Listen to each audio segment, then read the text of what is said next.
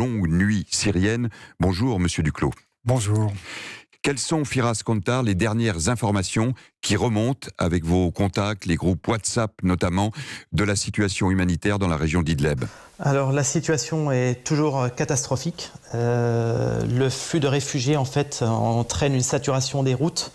La logistique est à 2 points de lâcher. Le peu d'action humanitaire qu'il y a sur place n'arrive plus à répondre clairement aujourd'hui aux besoins énormes des populations. On a aujourd'hui des enfants qui sont morts cette nuit dans le froid. On a des familles entières qui vivent dans le désespoir.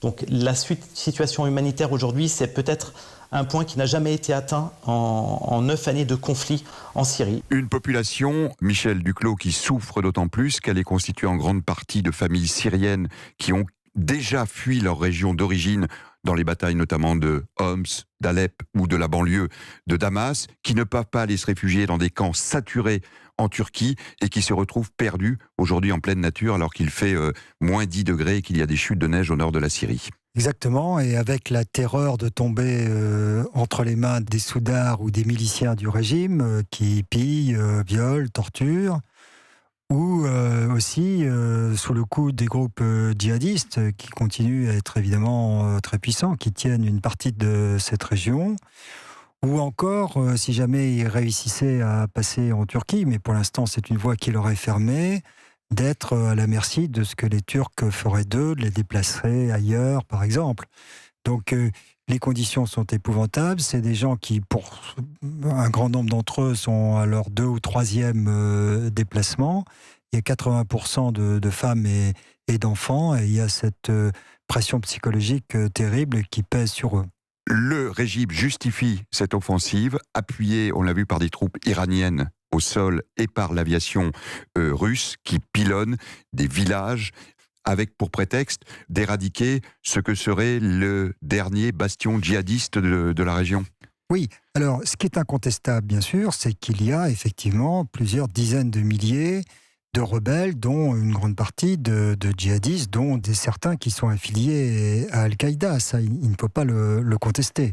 On évoque 20 000 des troupes, 20 000 combattants. 25 000 djihadistes.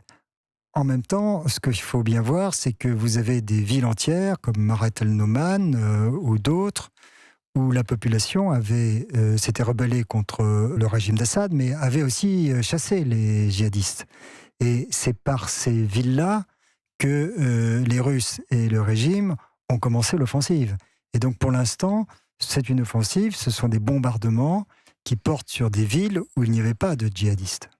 Vous confirmez, Firas Kontar, que les hôpitaux sont attaqués, que tout ce qui restait comme structure sociale en Syrie est en train d'être tout simplement pilonné par le régime? Alors si vous voulez, je vous le confirme, et il n'y a pas que moi qui le confirme, c'est qu'on a eu des enquêtes du New York Times très poussées, avec les enregistrements de pilotes qui ont été dévoilés, où on voit que les hôpitaux ont été la cible de l'aviation russe, donc ils étaient sciemment ciblés.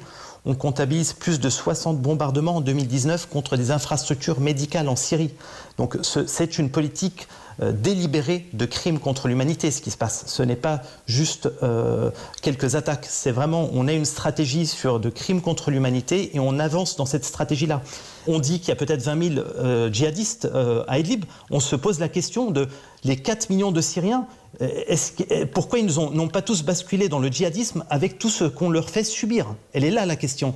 Franchement, quand ces populations ont été déplacées de partout, de Dera, de la Routa, de Homs, on les déplace à Idlib, et pour à la fin leur dire qu'ici il y a les djihadistes, on va vous bombarder, mais dans quelle situation on a mis ces pauvres gens? C'est malheureux.